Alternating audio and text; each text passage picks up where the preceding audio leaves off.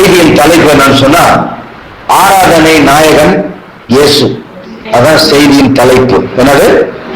ஆராதனை நாயகன் இயேசு. ஆராதிக்கிறதுனால என்ன நடக்கும்? ஆராதிக்கிறதுனால ஏன் அவரை ஆராதிக்கணும்? அவரை ஏன் ஆராதிக்கணும் அப்படிங்கறத குறித்து பார்க்க போறோம். ஏதோ வந்து எல்லாரும் நினைக்கிறாங்க ஞாயிற்றுக்கிழமை சபைக்கு போயிட்டா நம்ம ஆசீர்வதிக்கப்பட்டுடலாம், ஏதோ 10 அதிகாரம் வேதத்தை வாய்ச்சி ஆசீர்வதிக்கப்பட்டுடலாம், ஏதோ 4 நாளைக்கு சாப்பிடாம தண்ணி குடிக்காம உபவாசம் இருந்தா ஆசீர்வதிக்கப்படும். அதெல்லாம் கிடையாது. அதெல்லாம் கிடையவே கிடையாது. ஆராதிக்கிறது செபிக்கிறதுனால ஆசீர்வாதமே கிடையாது, ஆனா ஜெபிக்கணும். உபவாசிக்கிறதுனால ஆசீர்வாதமே கிடையாது, ஆனா உபவாசிக்கணும். வேதம் வாசிக்கிறதுனால ஆசீர்வாதம் கிடையாது, ஆனா வேதம் வாசிக்கணும்.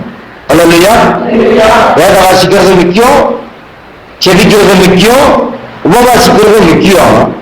நம்ம ஆசீர்வாதமா இருக்கணும், பாதுகாப்பா இருக்கணும் சொன்னா அவரை ஆராதிக்கணும்.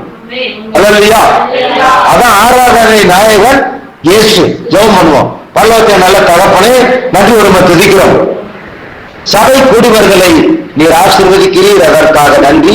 4 மாதங்களை கடந்து இந்த 5வது மாதத்திலே முதல் வாரத்திலே வந்திருக்கிறோம். கர்த்தாவே, வந்திருக்கிற சிறுவர்கள், வாலிபர்கள், முதியோர்களுக்காக நன்றி. மனுஷன் அப்பத்தினால் மாத்திரமல்ல, தேவனுடைய வாயிலிருந்து புறப்படுகிற ஒவ்வொரு வார்த்தையினால் பிழைப்பான் என்று எழுதியிருக்கிற வார்த்தைகளுக்காக நன்றி. தமது வார்த்தை அனுப்பி எங்களை அழிவுக்கு தப்பு வைக்கிறீர், மரணத்துக்கு தப்பு வைக்கிறீர், சுகமாக்கிறீர், அதற்காக நன்றி. பரிசுத்த ஆவியானவரை கொண்டு பேசுகிற வார்த்தைகளுக்காக நன்றி.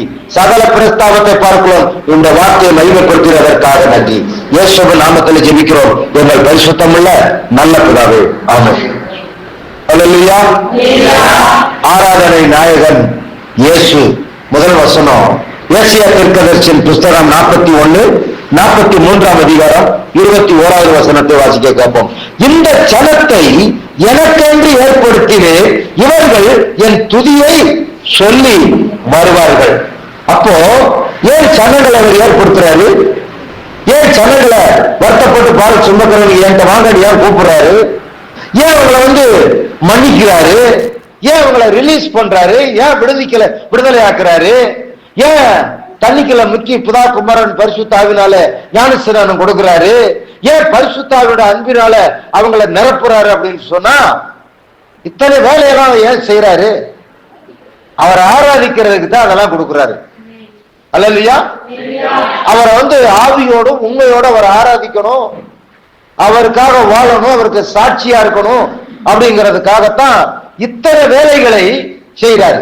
சின்ன பிள்ளைகளை விட்டுருங்க, அவங்க வாட்டுக்கட்டும். கவனிக்கிறீங்க, நீங்க கவனிங்க.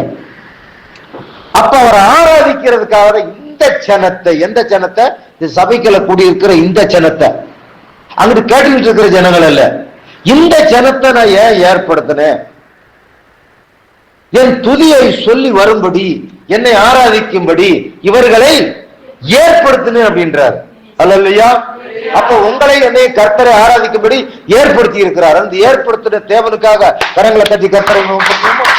அல்லேலூயா. அப்ப மோசேங்கிற ஒரு மனுஷன் ஆடு மேய்ச்சிட்டு இருந்தான். மோசேன்ற ஒரு மனிதன் ஆடு மேய்ச்சிட்டு இருந்தார். அவனை போய் தேவன் சந்திக்கிறார். தேவன் சந்திச்சு நீ கிளம்புப்பா அப்படின்றாரு. கிளம்பி எகிப்து தேசத்துக்கு போ. எகிப்து தேசத்துக்கு போய் நீ என்ன பண்ணு அப்படிங்கிறாரு. 3:12 யாத்திராகமம் 3:12 அதற்கு அவர், நான் உன்னோட இருப்பேன், நீ ஜனத்தை எகிப்து தேசத்திலிருந்து அழைத்து வந்த பின் நீங்கள் இந்த மலையில் தேவனுக்கு ஆராதனை செய்வீர்கள், நான் உன்னை அனுப்பினேன் என்பதற்கு இதுவே அடையாளம் தான். நீ எகிப்து தேசத்துக்கு போவ, ஜனங்களை கொண்டு வருவ, இந்த இடத்துல எனக்கு ஆராதனை செய்வீர்கள். நல்ல சாப்பிட்டு, நல்ல கறி புளிகளாம் சாப்பிட்டு கொளுத்து நீங்க நல்லா இருப்பீங்க. ஆண்டவர் சொன்னாரு. அதுல 2வது வீட்டை கொடுப்பார், பணத்தை கொடுப்பார், நல்ல மனைவியை கொடுப்பார், கணவனை கொடுப்பார், பிள்ளைகளை கொடுப்பார், செல்வ செழிப்பை கொடுப்பார், நல்ல ஆடு மாடுகளை கொடுப்பார், நல்லா வாழ்வீங்க. அது 2வது. ஆனா முதல்ல என்ன சொல்லுவாரு? ரிலீஸ் பண்ணி ஜனங்களை கொண்டு வருவ, இந்த ஜனங்கள் என்னை ஆராதனை செய்வார்கள். அல்லேலூயா. அப்ப ஆராதனை செய்தாத்தான் ஆசீர்வாதம். அல்லேலூயா. ஆசீர்வாதம் வரணும்னா ஆராதனை வரணும். அப்ப தேவனை வந்து ஏன் ஆராதிக்கணும்? அவர் ஆசீர்வதிக்கிறதுனால அவர் ஆராதிக்கணுமா? கிடையவே கிடையாது. அவர் சகலத்தையும் படைத்தாரு, அதற்காக ஆராதிக்கணுமா? கிடையவே கிடையாது. அவர் நம்மளை ஆசீர்வதிக்கிறதுக்கு முன்பாகவே, இந்த தேசங்கள் உலகத்தை உண்டாக்குறதுக்கு முன்பாகவே அவர் தேவனாக இருக்கிறார், இருக்கிறவராகவே இருக்கிறார். அவர் நேற்றும் இன்றும் என்றும் மாறாதவராகவே இருக்கிறார். அவர் தேவனாகவே கடவுளாகவே இருப்பதனால அவர் ஆராதிக்கணும். கடவுளை பற்றி கர்த்தரை போட்டுங்க. அல்லேலூயா. சபைக்கு போன ஆராதனை வரும், அவர் ஆராதிச்ச ஆராதனை வரும், அதுக்கு இல்ல. அவர் தேவனாகவே இருக்கிறார், அவர் கடவுளாகவே இருக்கிறார், அதற்காகவே அவர் ஆராதிக்கணும். அல்லேலூயா. அதுதான் சொல்றாரு, இந்த ஜனத்தை எனக்கென்று ஏற்படுத்தினேன், இவர்களின் துதியை சொல்லி வருவார்கள், எகிப்து தேசத்திலிருந்து என் ஜனங்களை அழைத்துக் கொண்டு வா, அவர்கள் எனக்கு ஆராதனை செய்வார்கள். ஆராதனை தான் முக்கியம். நல்லா கவனிங்க. எந்த சபை ஆராதனைக்கும் கர்த்தருடைய வார்த்தைக்கு முக்கியத்துவம் கொடுக்குதோ அந்த சபை வளரும், அந்த ஜனங்கள் வளருவார்கள், அந்த ஜனங்கள் பாதுகாக்கப்படுவார்கள், அந்த ஜனங்களை கர்த்தர் மேன்மைப்படுத்துவார். இன்னைக்கு எல்லாம் தலைகளா மாறி போச்சு. ஆராதனை என்பது ஒரு கூத்தாடியா மாறி போச்சு. ஆராதனை என்பது கூத்தாடித்தனமா மாறி போச்சு. ஆராதனை அப்படி கிடையாது. கை தட்டுறது, பாட்டு பாடுறது, கீழே விழுறது, உருள்றது, அப்படி ஆகி போச்சு ஆராதனை. அது ஆராதனை கிடையாது. மகிமையா ஆராதிக்கணும். அல்லையா? அன்னைக்கு ஆராதனை அப்படி இருந்துச்சு, மகிமையா இருந்துச்சு. யாராவது குண்டக்க முண்டக்க கத்தனமா கிடையாது. இதுதான் மகிமையான ஆராதனை. அப்படி ஆராதிக்கணும். பக்கத்துல கேட்கிறவங்க ஆச்சரியப்படணும். பிசாசுகள் அலறி கொடிமங்கலத்தை விட்டு வேற ஊர்களுக்கு ஓடும். நமக்கு ஆராதனை மகிமையா இருந்தா பிசாசுகள் ஆட்டோமேட்டிக் ஓடிடும், எல்லாம் அமைதிகள் ஆயிரும், யுத்தம் இல்லாத இளைப்பாதல் உண்டாகும். அல்லையா? குண்டக்க முண்டக்க கத்தனாத்தான் பிசாசு சிரிப்பான். இதடா பைத்தியம் முடிச்சுக்கிட்டு மேல கத்துறாங்க அப்படின்னு. கத்துறது ஆராதனை கிடையாது. தேவனை மகிமைப்படுத்துவதுதான் ஆராதனை. பரமா தட்டி கர்த்தரை மேம்படுத்துங்க. அல்லேலூயா. தேவனை உயர்த்துவது ஆராதனை, தேவனை கனப்படுத்துவது ஆராதனை, தேவனுக்காக வாழ்வது ஆராதனை, தேவனை பத்தி பேசுவது ஆராதனை, தேவனுக்காக வேலை செய்வது ஆராதனை, தேவனுக்கு கொடுப்பது ஆராதனை. அல்லேலூயா. காணிக்க கொடுப்பது ஆராதனை, தசமம் கொடுப்பது ஆராதனை, தேவனை பத்தி பேசுவது ஆராதனை, பைபிள் படிக்கிறது ஆராதனை, அவர் நற்செய்தி அறிவிக்கிறது ஆராதனை. இதெல்லாம் ஆராதனை, புத்தி உள்ள ஆராதனை. அல்லேலூயா.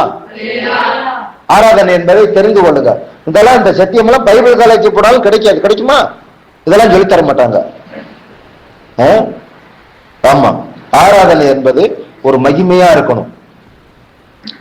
ஞாயிற்றுக்கிழமை வந்து ஆராதனையில கலந்து கொண்டு போறவங்களுக்கு ஆசீர்வாதம் இல்ல. ஏன் கிறிஸ்தவர்களுக்கு ஆசீர்வாதம் இல்ல? ஊழியக்காரனும் ஊழியக்காரையும் ஆராதனை நடத்துறாங்க, வந்து உட்கார்ந்து கையை காலை தட்டிட்டு அதை கைக்கு வந்த காசை காணிக்க போட்டு போறோம். ஆராதனை ஏன் இல்ல?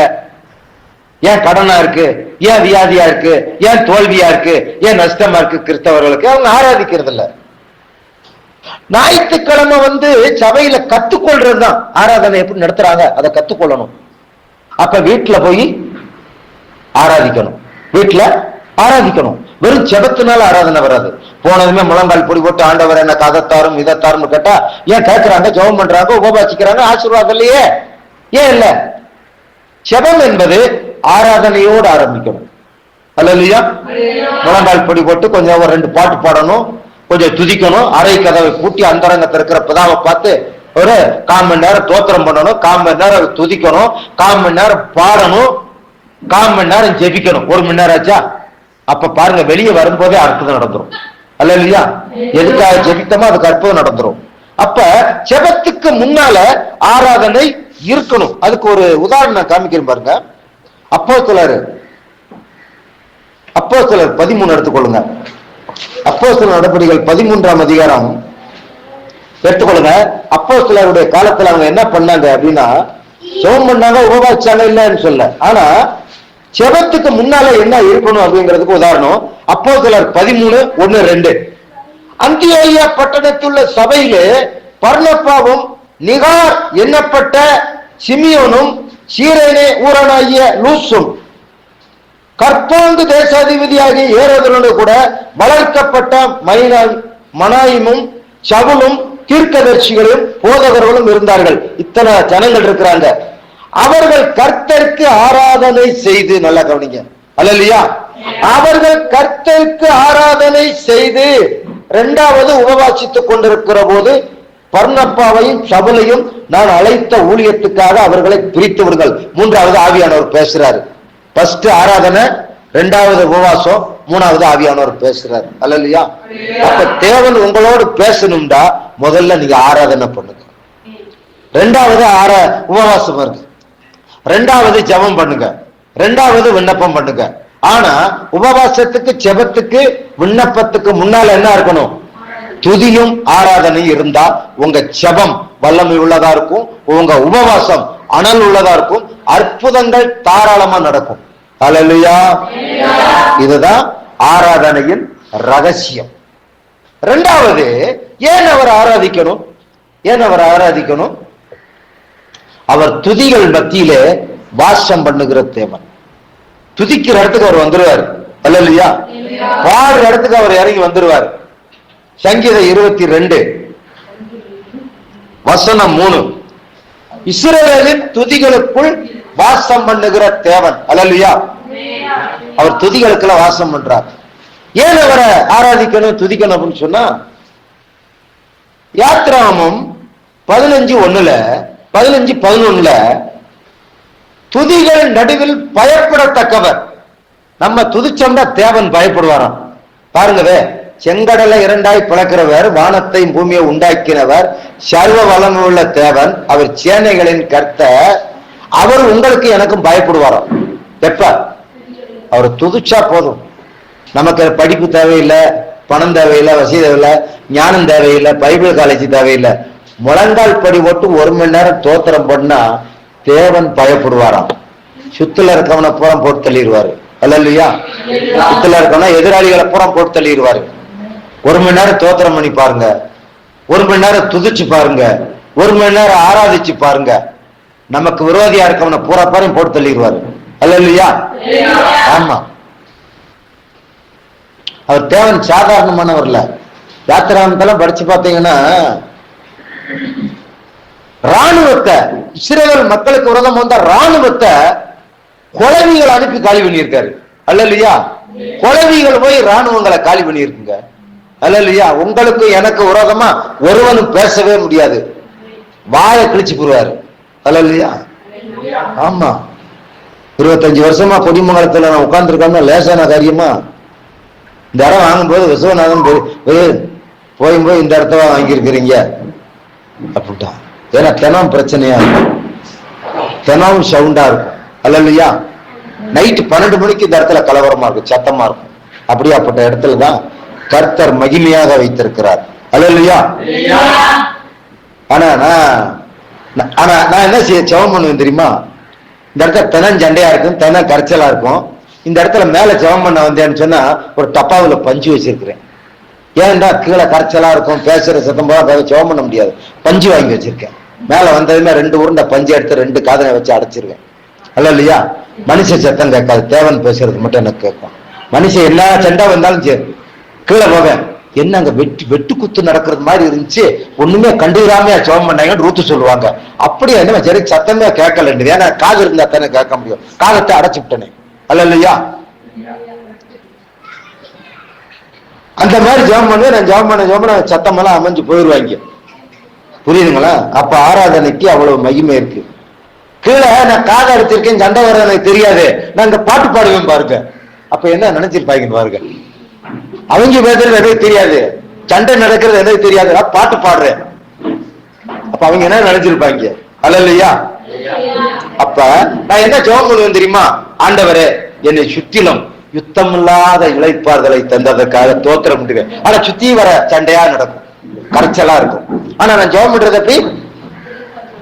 யுத்தமில்லாத இளைப்பாறுதல். இப்ப யுத்தமே கிடையாது, இப்ப சுத்துல யுத்தமே கிடையாது.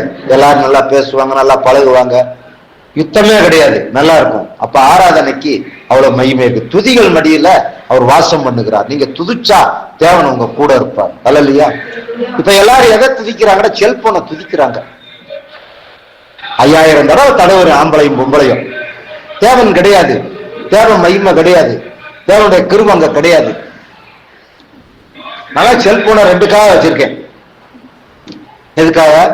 செய்தி கேட்கறதுக்கு ஒண்ணு, 3 செய்தி கேட்பேன், பெரிய பெரிய ஊழியக்காரங்க செய்தியை கேட்பேன்.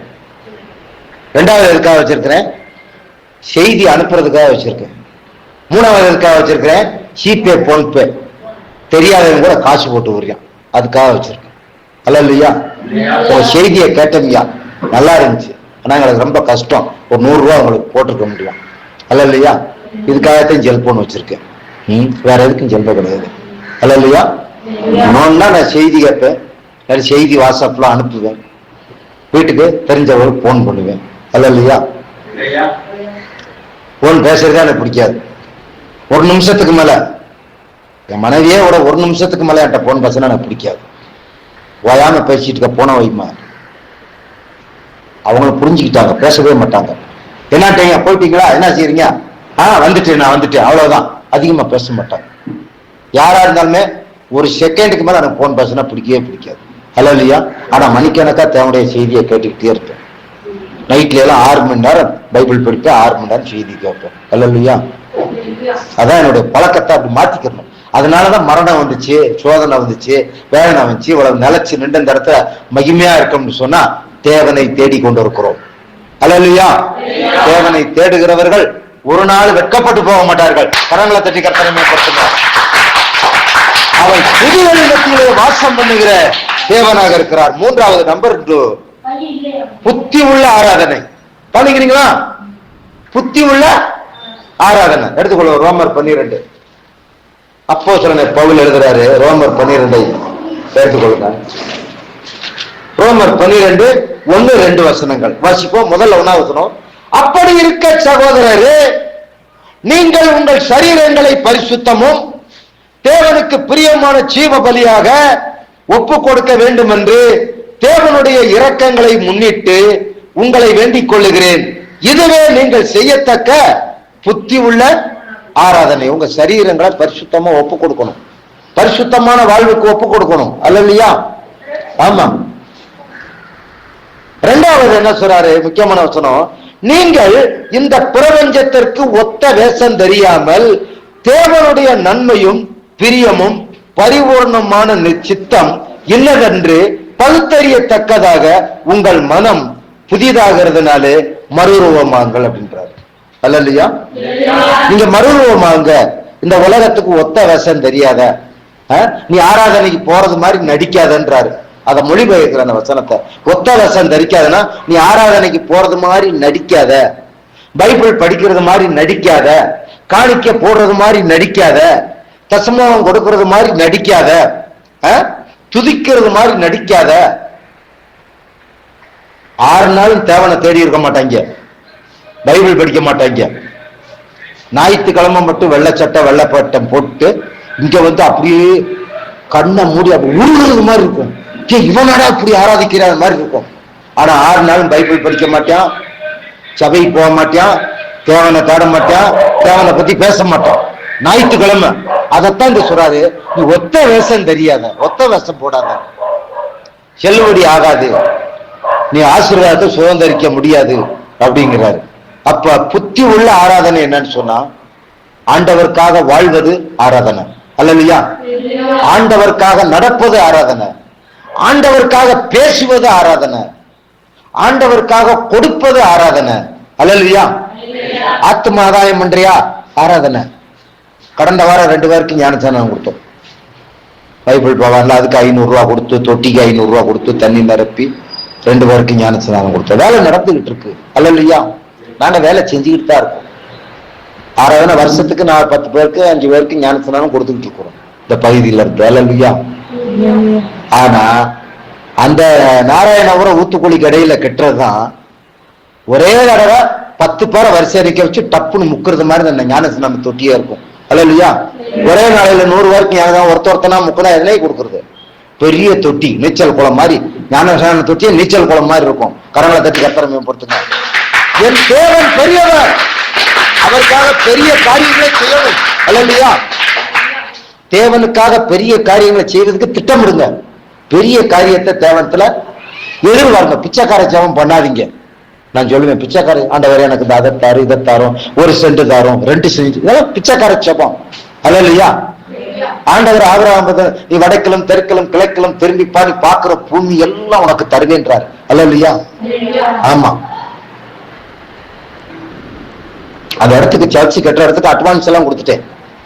ஆமா, போனேன், ஒரு குழியை தோண்டினேன், ஒரு செடி போடுங்க, எதுக்கு போறான்னு கேட்டாங்க, இல்ல மருந்து போடுங்க வந்தேன். போனேன், ஒரு இடத்துல ஒரு குழியை பறிச்சேன், ஒரு 50 ரூபாய் எடுத்து அந்த குழிக்குள்ள போட்டு ஆண்டவரையும் பிடித்தேன். என்கிட்ட இருந்துச்சு, இந்த நிலத்துக்கு பூரா அட்வான்ஸ் கொடுத்துட்டேன், மீதியை நீ பார்த்துக்கிட்டு வந்திருக்கேன். அல்லேலூயா. தருவார், கோடிக்கணக்கா கர்த்தர் தருவார். சங்கீதம் 2:8 சொல்றது, இதை கேளும், சாதிகளை சுதந்திரமாக பூமி எல்லைகளை சொந்தமாக தருவேன்றார். அல்லேலூயா. ஒரு பெரிய ஆலயத்தை கட்டாம ஆயிரக்கணக்கான மக்களை ஆண்டவர் ஆயத்தப்படுத்தாம என் ஜீவனை குருத்து ஜீவனை கர்த்தர் எடுக்க மாட்டார். அல்லேலூயா. அது யார் இருந்தாலும் சரி, இல்லாம போனாலும் சரி, அதை பத்தி கவலை கிடையாது. அழைத்தவர் உண்மை உள்ளவர். கரகத்தடி கத்தரை போமா. அல்லேலூயா. நான் விஸ்வநாதன் பெரியசாமி எங்ககிட்ட இருக்கையில் ஆரம்பத்தில் சொல்லுவேன், இந்த ஊழியத்துல கஷ்டத்துல நஷ்டத்துல கடைசி வரைக்கும் எங்களோடு இருக்கிறவங்கள கர்த்தர் உயர்த்திக்கிட்டே இருப்பான்னு சொன்னேன். அல்லேலூயா. எல்லாரும் ஓடி போனாங்க, ஒருத்தன் மட்டும் இருந்தா அவனை கர்த்தர் உயர்த்திக்கிட்டே இருக்கிறார். அல்லேலூயா. அதான் நடக்கும். மூணாவது என்ன ஆராதனை?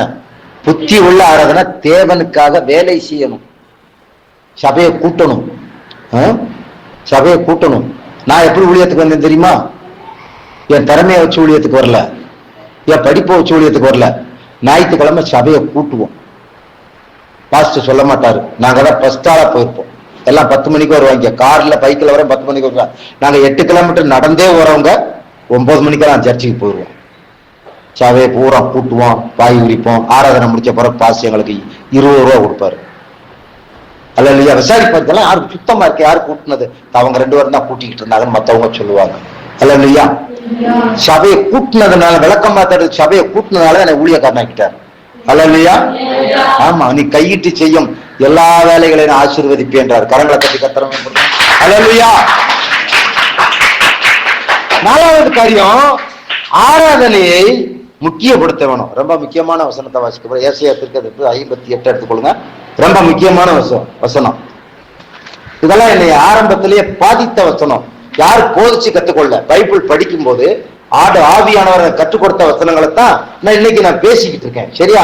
58 கடைசி 2 வசனத்தை யாராவது சத்தமா வாசிங்க. என் பரிசுத்த நாளாகிய ஓய்வு நாளை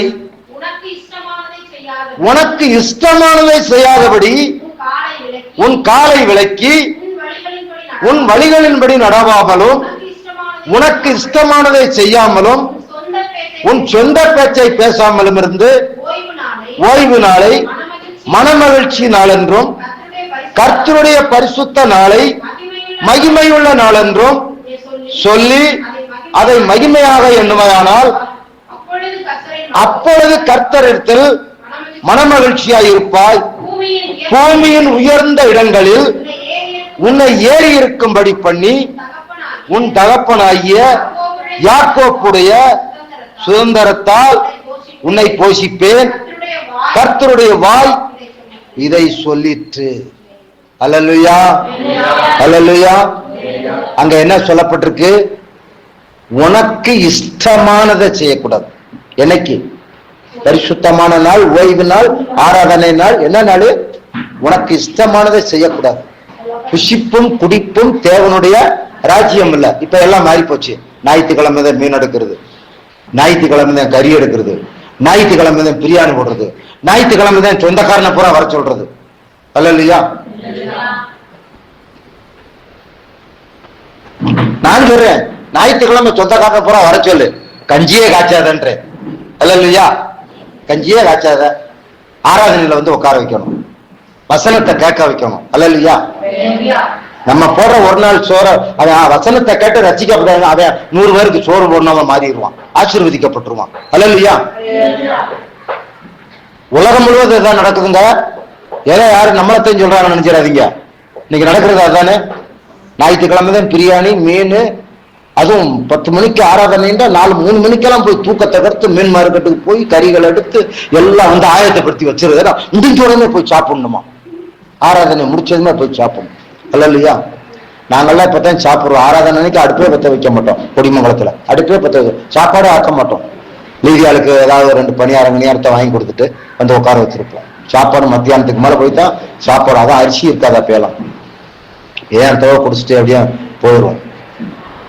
அப்படி ஆண்டவரை தேடினதுனாலதான் இன்னைக்கு நல்ல சாப்பாடு வர்றவங்களுக்கு எல்லாம் சாப்பாடு போடுறது மாதிரி கர்த்தர் வச்சிருக்கிறார். அல்ல இல்லையா? அப்போ உனக்கு இஷ்டமானத செய்யாத, உன் காலுக்கு இஷ்டமான வழியில போகாத, எங்கேயுமே போகாத. நீ ஞாயிற்றுக்கிழமை போனா உன் கால் எங்க போகணும்? உன் சபையை தேடி போகணும், உன் போதகரை தேடி போகணும். இந்த 2 தான் உன்னை வாழ வைக்கும். இந்த 2 தான் உன் குடும்பத்தை வாழ வைக்கும். இந்த 2 தான் உன் மனைவிக்கு நல்ல புத்திய கொடுக்கும். இந்த 2 நீ தேவனத்தைனா உன் மனைவி புத்தி உள்ளவளா இருப்பான். நீ தேவனத்தைனா உன் புருஷன் புத்தி உள்ளவனா இருப்பான். நீ இங்க 2 பேரும் தேவனத்தைனா உன் பிள்ளையோட எதிர்காலம் ஒளிமயமா இருக்கும். அல்லையா? நீங்க தேவனை தேடலைண்டா உங்க பிள்ளைகளோட வாழ்க்கை எப்படி இருக்குன்னு தெரியாது.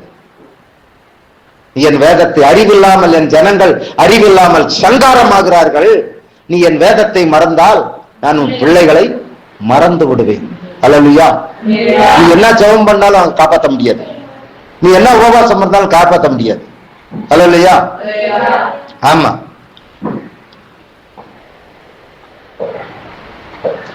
அப்போ உனக்கு இஷ்டமானத செய்யாதபடிக்கு ஆராதனை போனா அந்த எனக்கு ரொம்ப பிடிச்ச வசனம் 14வது வசனம்.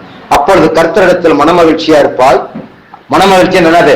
வருத்தம் கிடையாது, கவலை கிடையாது, துக்கம் கிடையாது. பூமியின் உயர்ந்த இடங்களில் உயர்ந்த இடத்துல உயர்த்தப்படும். உன்னை ஏறி இருக்கும்படி பண்ணி உன் தகப்பனாகிய யாக்கோப்புடைய சுதந்திரத்தால் உன்னை போஷிப்பேன். கர்த்தருடைய வாய் இதை சொல்லிட்டு ஏன் இந்த வசனத்துல யாக்கோப்பை சேர்த்தாரு தெரியுமா? ஏன் ஆபிரகாம் சொல்லியிருக்கலாம்ல, தானியலை சொல்லியிருக்கலாம்ல, மற்ற தீர்க்கதரிசிகளை சொல்லியிருக்கலாம்ல. இந்த இடத்துல நீ ஆராதிச்சா யாக்கோப்பனுடைய சுதந்திரத்தால். யாக்கோப்பு ஒரு முள்ள மாதிரி பெயர், யாக்கோப்பு ஒரு முடிச்சவிக்கு பெயர், யாக்கோப்பு ஒரு ஏமாத்துறவன், யாக்கோப்பு பொய் சொல்றவன், யாக்கோப்பு அண்ணன் தம்பி சொத்தை ஏமாத்தி வாங்கினவன், யாக்கோப்பு திருடுவன். நான் போய் வேட்டைக்கு போயிட்டு வந்தேன்னு ஆட்டுக்குட்டி அடிச்சு வேட்டைக்கறின்னு சொல்லி பொய் சொல்லி அண்ணனுக்கு கிடைக்க வேண்டிய ஆசீர்வாதத்துல திருடிட்டு போனுவேன். கொப்புகளை குண்டக்க முண்டக்கா வெட்டி போட்டு மாமனார் ஆடுகளை பூரா கொள்ளை அடிச்சுவேன். திருடவன் திருட முல்ல மாதிரி முடிச்சவிக்கு அவனை மன்னிச்சு அவனை கொலையிலிருந்து தப்பிக்க பண்ணி அவனு உன் பேரு இனிமேல் யாக்கோப்பு திருடன் கிடையாதுரா. யாக்கோப்புன்னா திருடன் பேரு, மொழி பேரு திருடன். நீ உன் பேரு யாக்கோப்பு கிடையாதுரா, இனிமேல் உன் பேரு இஸ்ரவேல் எனப்படும், ஆசீர்வதிக்கப்பட்டவன். அல்ல கரங்களை தட்டி கர்த்தரை மேம்படுத்துவேன். அதைத்தான் இந்த செய்தி கேட்கிற போது என்னது அவர் ஆராது. செய்தி கேட்கும் போது ஒரு உணர்வு வரும். ஏன்னா பரிசுத்தாவியான பாவத்தை குறித்து, நீதியை குறித்து, நியாயத்திற்பை குறித்து கண்டித்து ஐயோ என்ன ஆசீர்வதிப்பாரா, நான் இந்த பாவம் செஞ்சிருக்கிறேன் அந்த பாவம் செஞ்சிருக்கிறேன், ஒவ்வொருத்தனுக்குள்ளும் அந்த உணர்வு வரும்னுதான் யாக்கோப்பை சுத்தி காமிக்கிறாரு. யாக்கோப்பவே 2 பரிவாரம் உள்ளவனை ஆசீர்வதிச்சதா, நீ எல்லாம் எம்மாத்திரம் உனக்காக நான் கல்வாரி சிலுவையில் அடிக்க, யாக்கோப்புக்கு நான் சிலுவையில ரத்தம் சிந்தல இயேசு சொல்றாரு. அவனுக்கே ஏன் ரத்தம் சிந்தாமலே அவனை ஆசீர்வதிச்சேன். உனக்காக நான் சிலுவையில் அடிக்கப்பட்டேன், நெருக்கப்பட்டேன், ஒடுக்கப்பட்டேன், ரத்தம் சிந்திருக்க மரித்தேன், உன்னை யாக்கோப்பை பார்க்கலும் மேலாக ஆசீர்வதிப்பேன்னு சொல்றாரு. கரங்களை கட்டி கர்த்தரை போடுங்க. அல்லேலூயா, அல்லேலூயா. ஆமா, ஆசீர்வதிக்க போறாருன்னு நினைச்சு கைகளை பலமா தட்டுறாங்க. தட்டுங்க, கர்த்தர் நல்லவர். அல்லேலூயா. நிச்சயமா நீங்க ஆசீர்வதிக்கப்பட்டவங்க. இன்னைக்கு யாரெல்லாம் அங்க உட்கார்ந்து இருக்கிறீங்களோ நிச்சயமா நீங்க ஆசீர்வதிக்கப்படுவீங்க.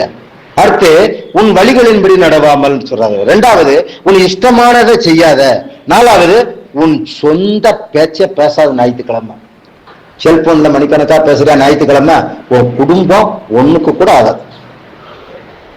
தேவனுடைய ஜனங்களுக்கு சொல்றேன், உலகத்தானுக்கு நான் சொல்லல. ஞாயிற்றுக்கிழமை செல்போனை போட்டுக்கிட்டு மனைவிட்ட, பொண்டாட்டிட்ட, பிள்ளைகிட்ட, அவன்கிட்ட இவன்ட்டையும் போட்டுக்கிட்டு ஒரு 2000 தடவை செல்போனை தடவிட்டு இருந்தா நீ தலைகள் தான் என்று வேலை செஞ்சாலும் உன்னை திருப்ப முடியாது, நீ ஆசீர்வதிக்கப்பட முடியாது. அல்லேலூயா.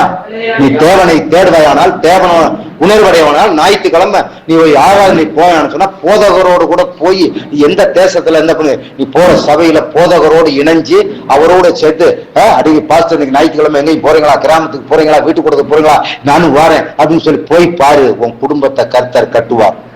வராத பணம் எல்லாம் வரும், உன் வங்கி கணக்குல பணம் நிரம்பும், இல்லாதவங்களை இருக்கிறப்போ கர்த்தர் ஆக்குவா. நீ எவன்ட்டையும் போய் கை கட்டி நிக்க வேண்டிய அவசியம் இல்லை, எவன்ட்டையும் போய் கூலி குறி நிக்க வேண்டிய அவசியம் கிடையாது. அல்லேலூயா. தேவன் உங்களை உயர்த்துவார். அன்னைக்கும் சொல்றேன், இன்னைக்கும் சொல்றேன். 10 வருஷத்துக்கு முதல்ல எங்களுக்கு மாத வருமானம் 300 ரூபா, 25 வருஷத்துக்கு மேல மாத வருமானம் 300 ரூபா இந்த கொடிமங்கலத்துல. அதுக்கப்புறம் இப்ப 10 வருஷத்துக்கு முதல்ல மாத வருமானம் எவ்வளவு? 4500 ரூபா. இப்ப எங்களுக்கு எவ்வளவு மாத வருமானம் எவ்வளவுமா? மாத வருமானமே கிடையாது. மாத வருமானம் யாரு கஷ்டமா வருதா, காணிக்க வருதா? அதுவும் கிடையாது. விசுவாசிகள் கூட ரசிக்கப்பட்டவங்க எல்லாம் வெளியில போயிட்டாங்க. ஸ்தாபனம் கைவிட்டுருச்சு, கிடையாது, சம்பளமே கிடையாது. வேற ஸ்தாபனம் வேணா ஒண்ணு வேணாம்னு உட்காந்துருக்கோம். அல்ல இல்லையா?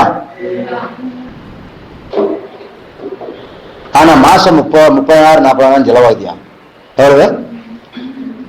பால் வாங்கி பாருங்க, சிலிண்டர் வாங்கி பாருங்க, அரிசி வாங்கி போடுங்க, சமைச்சு பாருங்க, பேர பிள்ளைகளை போய் பார்க்க போறங்க. அல்ல இல்லையா? டெய்லி 200 ரூபா ஆகுது எனக்கு. இப்போ டெய்லி 200 ரூபா என் பேர பிள்ளைகளுக்கு வாங்கி கொடுக்கறதுக்கு. டெய்லி 200 ரூபா. ஒரு நாளைக்கு அந்த காசு எனக்கு இல்லைட்டாலும் நைட்ல எனக்கு தூக்கம் வராது. ஆமா, கிளம்பும் போதே போன் பண்ணுவாங்க, வந்துட்டீங்களா, கிளம்பிட்டீங்களான்னு வாங்க. வருந்தையோட போக முடியுமா? போக முடியும். டெய்லி 200 ரூபா வேணும் எனக்கு. யாருக்கு? என் பேர பிள்ளைகளுக்கு வாங்கி கொடுக்க. டெய்லி 200 ரூபாடா என்னாச்சு? 6000 ரூபா ஆச்சு. எங்க இருந்து வருது? எப்படியோ வருது. வெக்கல கதவுகளை உடைத்து இரும்பு தாப்பலை முறித்து அந்தாகாரத்தின் பொக்கிஷங்களை இருந்து கர்த்தர் எடுத்து தருகிறார். கரங்களை தட்டி கர்த்தர் அல்ல. அப்ப ஆசீர்வாதம் இன்னொன்னு எப்படி வரும்? எல்லாம் சொல்றாங்க ஜெபம் பண்ணா வரும்ன்றாங்க. வராதுன்னு நான் சொல்றேன். ஜெபம் பண்ணா ஆசீர்வாதம் வராது. பொருளாதார ஆசீர்வாதம் வேணும்டா நீ கொடுக்கணும். கொடுங்கள் கொடுக்கப்படும், செவியுங்கள் தருவேண்டா சொல்லியிருக்காரு. கிடையாது, கொடுக்கணும். வருமானத்தில் எடுத்து தசமாவத்தை கொடு, காணிக்கையை கொடு, ஊழியை கொடு, ஏழைகளை கொடு, தைத்தரை கொடு. அப்பொழுது உன் தேவைகளை பரிபூர்ணமா சந்திப்பார். அதைத்தான் நாங்க செஞ்சுக்கிட்டு இருக்கோம் ஆரம்பத்துல இருந்து. அல்ல இல்லையா? எங்களுக்கு 100 ரூபா வந்தா 70 ரூபா போயிடும். 70 ரூபா 80 ரூபா நாங்க செலவழிச்சிருவோம், ஊழியத்துக்காக செலவழிச்சிருவோம். மீதி 20 ரூபா போயிடலாம். இன்னைக்கு அதனாலதான் நிம்மதியா இருக்கும். அல்ல இல்லையா? ஆராதனை. இப்படியாப்பட்டவர்களை பற்றி இயேசு என்ன சொல்லுகிறார்? தன் இஷ்டத்துக்கு நடக்கிறவங்களை பத்தி, தன் இஷ்டத்துக்கு வாழ்றாங்கல்ல கிறிஸ்தவர்களை பத்தி என்ன சொல்றாரு? எடுத்துக்கணும். மத்தேயு 15 எடுங்க. மத்தேயு 15. தன் இஷ்டத்துக்கெல்லாம் வாழ்ந்து ஆராதனை அசுத்தம் பண்ணி, காணிக்கை அசுத்தம் பண்ணி, தசமாவகத்தை அசுத்தம் பண்ணி, தன் இஷ்டத்துக்கு வாழ்றவங்களை என்ன சொல்றாரு? மத்தேயு 15 6, 7, 8, 9 வசனங்கள். 6, உங்கள் பாரம்பரியத்தினாலே தேவனுடைய கற்பனைகளை அவமாக்குறீர்கள், மாயக்காரர் என்றாரு. மாயக்காரரே, உங்களை குறித்து இந்த ஜனங்கள் தங்கள் வாயினால் என்னிடத்தில் சேர்ந்து தங்கள் உதடுகளினால் என்னை கனம் பண்ணுகிறார்கள், அவர்கள் இருதயமும் எனக்கு தூரமாய் விலகி இருக்கிறது.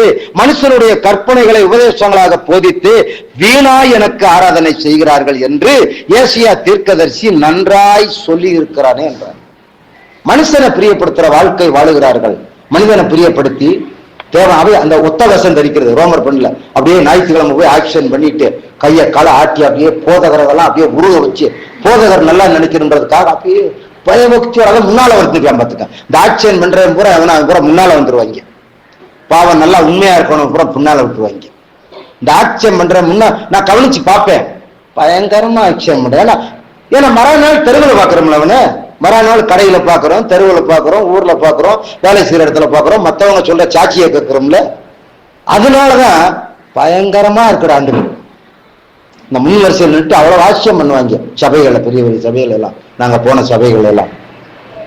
ஆனா நடைமுறை ஆவிக்குரிய நடைமுறையா இருக்காது. வீணாய் இப்படியாப்பட்டவங்க வீணான ஆராதனைப்பா, நீ சபையில நேரத்தை வேஸ்ட் அடிக்கிற அப்படின்றாரு. 10வது வசனம் சொல்றாரு மத்தேயு 15:10, பின்பு அவ ஜனங்களை வரவழைத்து, நீ பரவாயில்லப்பா, நீ ஆக்ஷன் பண்ணாலும் பரவாயில்ல, நீ ஏமாத்தினாலும் பரவாயில்ல, மனுஷ பாரம்பரியத்தினால் நடந்தாலும் பரவாயில்ல, நீ வீணா ஆராதனை பண்ணாலும் பரவாயில்லைன்றாரு. ஏன் சொல்றாரு? இந்தா இதுவரைக்கும் நீங்க செய்யறது, நீ நடிக்க நடிப்பு புறம் பரவாயில்லடா. ஆனா என்ன செய்யறாரு? 10வது வசனம் சொல்றாரு, பின்பு அவர் ஜனங்களை வரவழைத்து அவர்களை நோக்கி நீங்கள் கேட்டு உணருங்கள்ன்றார். இதுவரைக்கும் நடிச்சது போடும்தான்றார், இனிமேலாவது உணர்றான்றார். அல்ல இல்லையா? உணர்வடைங்கள், மனம் திரும்புங்கள், என்னை தேடுங்கள், பிழைப்பீர்கள்ன்றார். அல்ல இல்லையா? நீ தப்பு செஞ்சாலும் ஓடிடுறான்னு விடுறவர் இல்ல ஆண்டவர். அல்ல இல்லையா? எத்தனை தடவை தப்பு செஞ்சாலும் விட மாட்டார். என்ன ரகசியம்டா, தேவன் தெரிந்து கொண்டவர்கள் உடனே கீழ்ப்படிஞ்சு உணர்வடைஞ்சு கீழ்ப்படிஞ்சு டாப்ல போயிட்டா நல்லது. இன்னும் நம்ம உணர்வடையாம நம்ம சொந்த முயற்சியிலே போனா இன்னொரு 50 வருஷம் கழிச்சு போனாலும் அந்த எந்த எல்லையில இருப்போம், இந்த எல்லையில தான் இருப்போம். அன்னைக்கு நினைப்போம், சே 20 வருஷத்துக்கு முதல்ல நம்ம மனம் திரும்பி இருந்தா நல்லா இருந்திருக்கலாமே அப்படின்னு. அன்னைக்கு போய் மணந்து அன்னைக்கு ஓட்டாண்டியா உட்காந்துக்கிட்டு வேற ஆளா உட்காந்துக்கிட்டு குடும்பத்தை அளந்து உட்காந்துக்கிட்டு அன்னைக்கு மனம் திரும்பிட்டு இருக்கையில என்ன வரும்? 20 வருஷத்துக்கு முதல்ல அந்த ஊழியக்காரன் சொன்னான், அந்த ஆலயத்துல செய்தி கர்த்தருடைய வார்த்தை வந்தது, அன்னைக்கே கீழ்ப்படிஞ்சிருந்தா அன்னைக்கு எப்படியோ போய் கொண்டு அன்னைக்கு அதைத்தான் நாங்க சிறும சொல்றோம். இன்னும் ஒரு 30 வருஷம் கழிச்சு நீ வேற ஆளா இருக்கிறதுக்கு இப்பவே மனம் திரும்பிக்க. அல்லையா? கவனிக்கிறீங்களா? சின்ன பிள்ளைகள்லாம் கவனிங்க. உலகம் ரொம்ப சீர்கட்டு போகுது. 2 வயசு பிள்ளைகளை ரேப் பண்ணிட்டு இருக்கான், பொம்பளை பிள்ளைகளை. 5 வயசு பிள்ளைகளை கடத்திக்கிட்டு இருக்கிறான். என்ன நடக்கும்னு தெரியாது. தாய் தகப்பெல்லாம் பாதுகாக்க முடியாது. இன்னும் வர்ற காலத்துல தாய் தகப்பெல்லாம் பாதுகாக்க முடியாது. தாய் தகப்பெல்லாம் உங்களுக்கு சம்பாதிச்சு வைக்க முடியாது. இயேசுவை தேடினால் பிழைத்துக் கொள்வீர்கள், இயேசுவை தேடினால் பாதுகாக்கப்படுவீர்கள். அல்லையா? கடைசியாக 5வது, கிறிஸ்தவர்களுக்கு ஏன் ஆசீர்வாதம் இல்லை? தானியேலை பார்த்து என்ன சொல்றாரு? தானியேலை பார்த்து என்ன சொல்றாரு? தானியேல் 6ஆம் அதிகாரம் எடுத்துக்கொள்ளுங்க. தானியேல் நல்ல ஒரு செபிக்கிற மனுஷனுங்க, நல்ல ஒரு உபவாசிக்கிற மனுஷன். ஆனா அவனை பார்த்து ராஜா ஒரு வார்த்தை சொல்லுவார் பாருங்க. தானியேல் 6ஆம் அதிகாரம் 20வது வசனம் வாசிங்க. ராஜா கெபியன் கிட்டே வந்தபோது துயர சத்தமாய் தானியேலை கூப்பிட்டு, தானியேலே, ஜீவனுள்ள தேவனுடைய தாசனே, நீ இடைவிடாமல் ஆராதிக்கிற உன் தேவன் உன்னை சிங்கங்களுக்கு தப்புவிக்க வல்லவராயிருந்தாரா என்று தானியேலை கேட்டான். 21. அப்பொழுது தானியேல், ராஜாவே, நீ என்றும் வாழ்க, சிங்கங்கள் என்னை சேதப்படுத்தாதபடிக்கு தேவன் தம்முடைய தூதனை அனுப்பி அவைகளின் வாயை கட்டி போட்டார். போதும். இதுல 20வது வசனத்துல முக்கியமான வசனம் இந்த ராஜா கேட்டது, நீ இடைவிடாமல் ஆராதிக்கிற தேவன்றார். முறைப்படி என்ன கேட்டிருக்கணும்? தானியேலே, நீ இடைவிடாமல் உபவாசிக்கிற, நீ இடைவிடாமல் செபிக்கிற உன் தேவன் உன்னை தப்பிவித்தார் தானே கேட்கணும். அப்ப சிங்க கெவியில என்ன நடந்திருக்கு இது வரைக்கும் சொல்லாத சொல்றேன். சிங்க கெவியில இரவும் பகலும் பாட்டு பாடி இருக்காங்க. கரங்களை தட்டி கத்திரம் கட்டுங்க. அல்லேலூயா. எல்லாரும் கம்ப்ளைண்ட் பண்ணிருக்காங்க. போய் அவன் செபிக்கிறான்னு சொல்லி கம்ப்ளைண்ட் பண்ணதுனாலதான் ராஜா கெவியில போட்டாரு. இப்ப என்ன கம்ப்ளைண்ட் பண்றாங்க? அதான் சொல்லல, யார் போயிச்சுக்கு நான் கேள்விப்படல, ஆவியானவன் சொல்லி கொடுக்கிறார். அப்ப ராஜா போய் இவிட இடைவிடாமல் ஆராதிக்கிறவன் தேவன் உன்னை தப்பி விட்டாரான்னு ஏன் கேட்கிறாரு? செபிக்கிறவன் என்று கேட்டுக்கணும். இப்ப எல்லாரும் போய், ராஜாவே அவன் செபிக்கிறான்னு தான் கெவியில போட்டோம், இப்ப தூங்க விட மாட்டோம்ன்றான், தூக்கமே வர மாட்டேங்குது, பாட்டு சித்தமா கேட்குது, நைட்டெல்லாம் பகல்லையும் பாட்டு பாடுறான், என்னென்னமோ பாசையில் அவ துதிக்கிறான், நல்லவன்றியான், வல்லவன்றியான், தப்பி விக்கிறவன்றியான், என்னை காப்பாத்துறவன் சொல்றியா, இப்படி எல்லாம் சொல்லிட்டு இருக்கான்னு சொல்லி ராஜாட்ட போய் கம்ப்ளைண்ட் பண்ணியிருக்காங்க. அதனாலதான் ராஜா கேட்ட வார்த்தை என்னது? நீ இடைவிடாமல் ஆராதிக்கிறவன் தேவன் உன்னை தப்பி வித்தாரான்னு கேட்கிறான். அல்லேலூயா. அப்ப நீங்க இடைவிடாமல் ஆராதித்து பாருங்க, இடைவிடாமல் துதித்து பாருங்க, இடைவிடாமல் பாட்டு பாடுங்க. அல்லேலூயா. தாவீதுக்கு பயங்கரமான பிரச்சனை. சங்கீதம் 34:1 சொல்றது, கர்த்தரை நான் எக்காலத்திலும் தோத்தரிப்பேன், அவர் துதி எப்போதும் வாயில் இருக்கும். அவன் தூக்கத்திலிருந்து எந்திரிக்கும் போது கூட துதியோட தான் எந்திரிப்பான். இப்ப என்ன நடக்குது? எந்திரிச்சு கண்ணை நல்லா முழிக்க முடியாம தலாணி பக்கத்துல இருந்து செல்போன் எதுல இருக்குன்னு. இன்னைக்கு விசுவாசி இன்னைக்கு எந்திரிக்கும் போது செல்போனை தேடிட்டு தான் எந்திரிக்கிறான். உடனே லைக் பண்ணிட்டு என்ன வந்திருக்கான்னு பாக்குறான், இல்லாட்டி அனுப்புறான், அலோன்றான். இதுதான் துதியா மாறி போச்சு. இப்ப செல்போன் துதியா மாறி போச்சு. அதான் ஆசீர்வாதம் போச்சு, குடும்பம் போச்சு, பொருளாதாரம் போச்சு, வாழ்க்கை போச்சு, எல்லாமே போச்சு. காரணம் தான் ஏன்? தேவனை தேடுகிற உணர்வு இல்லை. ஆரம்பத்தை நினைச்சு பாருங்க, ஆரம்பத்துல எப்படி ஜெபம் பண்ண, எப்படி மாடியில ஜெபம் பண்ண, எப்படி உயர்ந்த வேலை செஞ்ச இடத்துல எல்லாம் ஜெபம் பண்ணோம். இப்ப அந்த ஜெபம் இருக்கா? வீட்டுக்குள்ள அந்த ஜெபம் இருக்கா? காலையில ஜெபம் இருக்கா? ஞாயிற்றுக்கிழமை ஜெபம் இருக்கா? ஆராதனை இருக்கா? நினைச்சு பாருங்க, கிடையாது. இப்ப தேவன் பிச்சைக்காரனா மாறிட்டாரு. மனம் திரும்பி ஞானசேனன் இருக்கவன் பூரா ராஜாவை மாறிட்டான். அதான் காரணம். தேவனை குப்பையில தள்ளிட்டான். இவன் கோபுரத்துல உட்காந்துட்டான். ஏன்னா பெரிய ஆள் ஆயிட்டால. பொம்பளை விவரம் பெரிய ஆள் ஆயிட்டா. நல்லா பவுடர் போட, நல்ல சுனா போட, மேக்கப் பண்ண. தேவனை மேக்கப் ஆற பண்ணணும். இயேசுவை மேக்கப் பண்ணி பாருங்க, இயேசுவை அழகுபடுத்தி பாருங்க. உங்க வாழ்க்கை அழகா மாறும், உங்க இருதயம் அழகா மாறும். அல்லையா? உங்க வாழ்க்கை அழகா மாறும். உங்களை அழகுபடுத்தி இயேசுவை குப்பையில தள்ளினா நம்ம வாழ்க்கை கேடுகட்ட குப்பையா மாறிடும். அல்லையா? துர்நாற்றத்தின் குப்பையா மாறிடும். இருக்கிற இடமே தெரியாம போயிடும். அதான் ஏசாயா 58 கடைசி வசனம் என்னது? உயர்ந்த ஸ்தானத்தில் உன்னை வைப்பேன்றாரு. கரங்களை தட்டி கட்டுறாங்க முடியுமா? அல்லையா? ஒரு ஆராதனை முக்கியப்படுத்தி அவர் ஆராதச்சா உன்னை உயர்ந்த ஸ்தானத்துல வைப்பேன்றார். அல்லையா? கடைசியாக தேவனை ஆராதிக்கிறவர்கள் எப்படி இருப்பார்கள்? ஒரே ஒரு வசனத்தை வாசி ஜெபிக்க போறோம். ஏசாயா 35:10. ஏசாயா 35:10 ஆராதிக்கிறவர்களை பத்தி. மீட்கப்பட்டவர் யார் ஆராதிப்பார்கள்? எல்லாரும் ஆராதிக்க முடியாது. ஏசாயா 35:10 கர்த்தரால் மீட்கப்பட்டவர்கள் திரும்பி ஆனந்த களிப்புடன் பாடி சீயோனுக்கு வருவார்கள். சீயோன்டா சபை, சபைக்கு வருவார்கள். நித்திய மகிழ்ச்சி அவர்கள் தலையின் மேல இருக்கும். சந்தோஷமும் மகிழ்ச்சியும் அடைவார்கள். சஞ்சலமும் தவிப்பும் ஓடி போகும். இதே வசனத்தை இன்னொரு இடத்துல சொல்லியிருக்கிறார். ஏசாயா 51:11. 51:11. அப்படியே கர்த்தரால் மீட்கப்பட்டவர்கள் ஆனந்த களிப்புடன் பாடி சீயோனுக்கு திரும்பி வருவார்கள். நித்திய மகிழ்ச்சி அவர்கள் தலையின் மேல் இருக்கும். சந்தோஷமும் மகிழ்ச்சியும் அடைவார்கள். சஞ்சலமும் தவிப்பு ஓடி போகும். அல்லையா?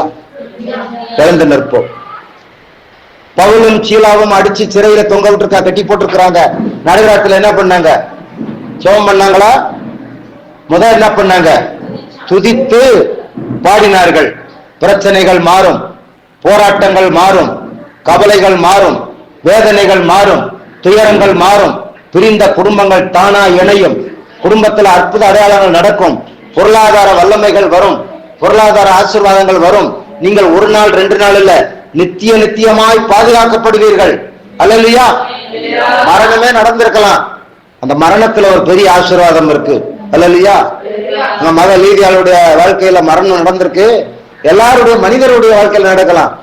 இந்த மரணம் இப்படி ஆகி போச்சு. கர்த்தர் சொல்றாரு, இனிமேல் தான் வாழ்க்கையே இருக்குன்றாரு. கரங்களை தட்டி கட்ட. மகிமையான வாழ்க்கை, ஆசீர்வாதமான வாழ்க்கை, அற்புதமான வாழ்க்கை, உண்மையான வாழ்க்கை. காரணம் ஏன் மகிமையான வாழ்க்கை? நாங்க ஊழியத்துக்காக ஒப்பு கொடுத்திருந்தோம்.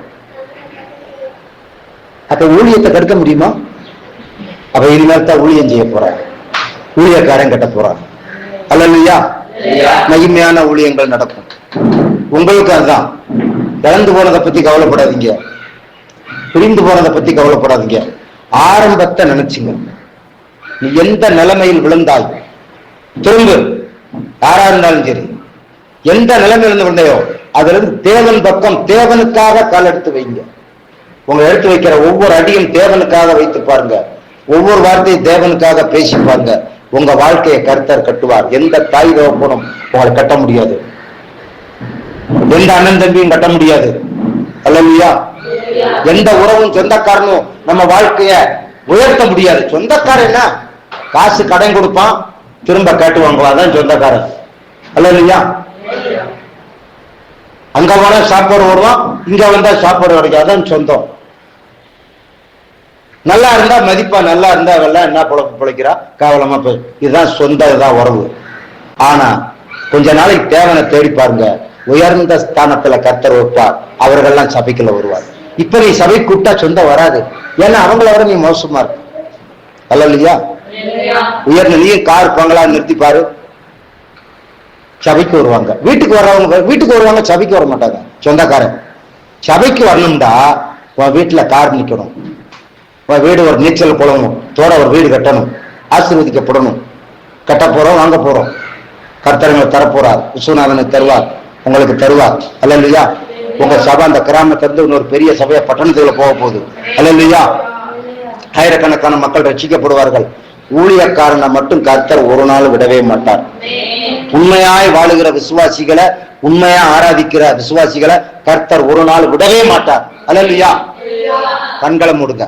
நீங்க தவறி இருக்கலாம், ஆராதிக்காம இருந்திருக்கலாம், சபைக்கு போகாம இருக்கலாம். இன்னைக்கு ஒரு பொருத்தனை பண்ணு. உன் வாழ்க்கை நல்லா இருக்கணும்டா பொருத்தனை பண்ணு. உன் பிள்ளைகள் நல்லா இருக்கணும்டா பொருத்தனை பண்ணு. உன் குடும்பம் நல்லா இருக்கணும்டா பொருத்தனை பண்ணு. புருஷன் முண்டாட்டி நல்லா இருக்கணும்டா பொருத்தனை பண்ணு. உன் திறமையில வாழ முடியாது, உன் ஞானத்துல வாழ முடியாது, உன் வேலையில வாழ முடியாது. யாக்கோப்ப மாதிரி, யாக்கோப்புக்கு நரம்ப புடுங்கி விட்டார், கால் சுலுகி போச்சுன்னு சொல்லுது. ஒரு நரம்ப லேசா புடுங்கி விட்டாண்டா நீ வேலை பார்க்க முடியாது, நீ சம்பாதிக்க முடியாது. அப்ப நீ சோத்துக்காக அடுத்தவனை நோக்கி பார்க்கணும். அப்ப நரம்பு புடுங்கப்பட்ட பிறகு பாவத்தை உணர்றதுக்கு, இப்பவே பாவத்தை உணர்ந்து, தவற உணர்ந்து, கீழ்ப்படியாமை உணர்ந்து, மனம் திரும்பி, நான் அல்ல கிறிஸ்து. பவுல் சொல்றாரு, பெரிய ஊழியக்காரங்க, பெரிய படிப்பாளி, கலாத்தியார் 2:20, கிறிஸ்துவுடனுடைய சிலுவையில் அறையப்பட்டேன், ஆயினும் பிழைத்திருக்கிறேன், இனி நான் அல்ல கிறிஸ்துவே எனக்குள் பிழைத்திருக்கிறார். அதுதான் வெற்றியான வாழ்க்கை, அதுதான் ஆசீர்வாதமான வாழ்க்கை, அதுதான் மகிமையான வாழ்க்கை. பொருத்தனை பண்ணிக்கொள், கர்த்தர் உன்னை வாழாக்காமல் தலையாக்குவார். ஊழியத்துக்கு உறுதியாயிரு, சபைக்கு உறுதியாயிரு, சபையில் நடக்கிற காரியங்களை செயல்படு, கர்த்தருக்காக செயல்படு, கர்த்தருக்காக வாழு, கர்த்தரை ஆராதிக்கு, புத்தி உள்ள ஆராதனை பண்ணு. கர்த்தர் உன்னை மகிமைப்படுத்துவார். கர்த்தர் உன் கையின் பிரயாசங்களை உயர்த்துவார், பொருளாதார செல்வங்களை கொடுப்பார், கடன் இல்லாத வாழ்க்கையை கொடுப்பார், பலவீனம் இல்லாத வாழ்க்கையை கொடுப்பார். ஹல்லேலூயா.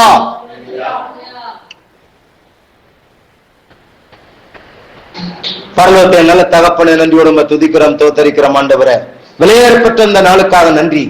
கர்த்தாவே ஸ்தோத்திரம், நன்றி. இந்த அற்புதமான நாளுக்காக நன்றி. சபை கூடி வருதலை ஆசீர்வதித்ததற்கு நன்றி. வந்திருக்கிற சிறுபிள்ளைகள், வாலிபர்கள், முதியோர்கள் குடும்பத்துக்காக நன்றி. நாளுக்கு நாள் எங்கள் சபை வளர்ந்து பெறுகிறதற்காக நன்றி.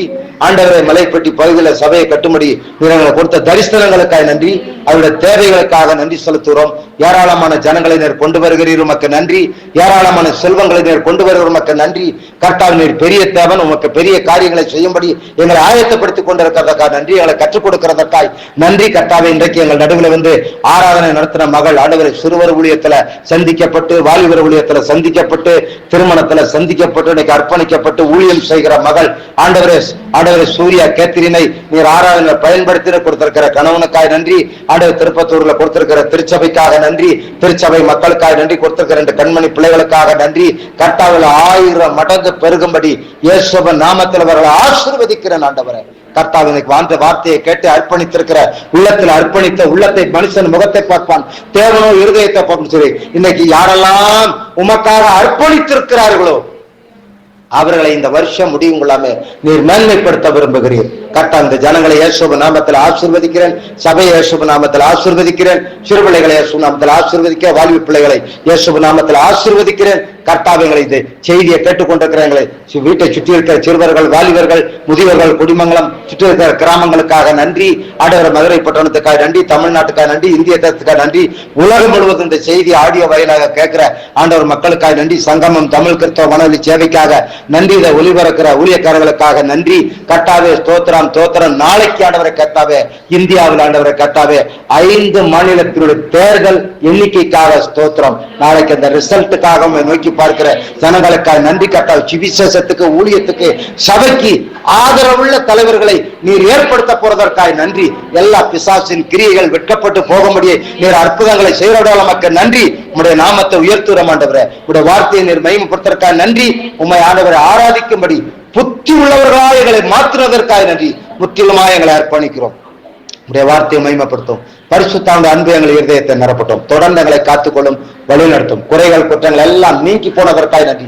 இயேசுவின் ரத்தத்துக்குள் எங்களை அர்ப்பணிக்கிறோம். இந்த வார்த்தைக்குள் அர்ப்பணிக்கிறோம். பரிசுத்தாவிக்குள் ஒப்புக் கொடுக்கிறோம். எங்களை எடுத்து ஒவ்வொருவரையும் பயன்படுத்துங்க. சபை மக்களை இயேசுவின் நாமத்தில் ஆசீர்வதிக்கிறேன். இந்த இடத்துல வந்து வார்த்தையை கேட்டு செபித்து வெளியே போனவர்கள் ஒருத்தர் கூட கெட்டு போனவர்கள் என்ற சரித்திரம் இருக்கக்கூடாது. ஆண்டவரே, நீர் ஆசீர்வதிக்கிற தேவன். மகிமைப்படுத்துகிற தேவன். உடைய வார்த்தையை நாங்கள் மகிமைப்படுத்துகிறோம், உடைய வார்த்தையை நாங்கள் அங்கீகரிக்கிறோம், எங்களை தாழ்த்தி ஒப்புக் கொடுக்கிறோம். எல்லா துதி கன மகிமை நமக்கு ஒருவருக்கே செலுத்துறோம். எங்கள் மீட்பரச்சோரமா இருக்கிற இயேசுவின் நாமத்தை ஜெபிக்கிறோம், எங்கள் பரிசுத்தமுள்ள நல்ல பிதாவே. ஆமே. என் ஆத்மாவே கர்த்தரை ஸ்தோத்திரி, என் முழு உள்ளமோட பரிசுத்த நாமத்தை ஸ்தோத்திரி. என் ஆத்மாவே கர்த்தரை ஸ்தோத்திரி, அவர் செய்த சகல வரங்களை மறவாதே. ஆமே. இந்த கர்த்தராகிய இயேசுவின் கிருபையும் பிதாவாகிய தேவனுடைய அன்பும் பரிசுத்த ஆவியானோட அன்பும் ஐக்கியம் சந்தோஷமும் சமாதானமும் இன்றும் என்னும் சதா காலங்களிலும் நாம் அனைவரோடும் கூட என்றென்றைக்கும் தங்கியிருப்பதாக.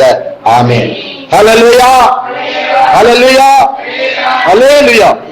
ஜெயங்கொடுக்கும் தேவனுக்கு கோடி கோடி ஸ்தோத்திரம், வாழ்வளிக்கும் சுராஜாவுக்கு வாழ்நாளெல்லாம் ஸ்தோத்திரம்.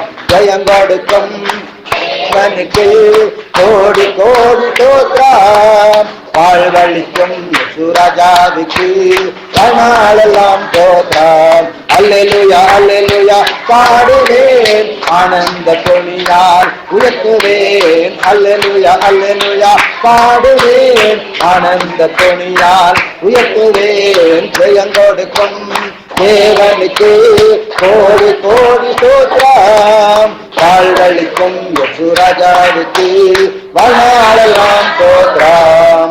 அல்லேலூயா, அல்லேலூயா. கர்த்தர் தாமே உங்களை ஆசீர்வதிப்பார். சமாதானத்தோடு போய் வர கடவோம். God bless you, God bless you. அடுத்த வாரம் திருவிருந்தம் இருக்கு, திருவிருந்தம் மாத்தி வச்சிருக்கிறோம். அடுத்த வாரம் வந்துருங்க, மறக்காம வந்துருங்க. கர்த்தர் உங்களை ஆசீர்வதிப்பார்.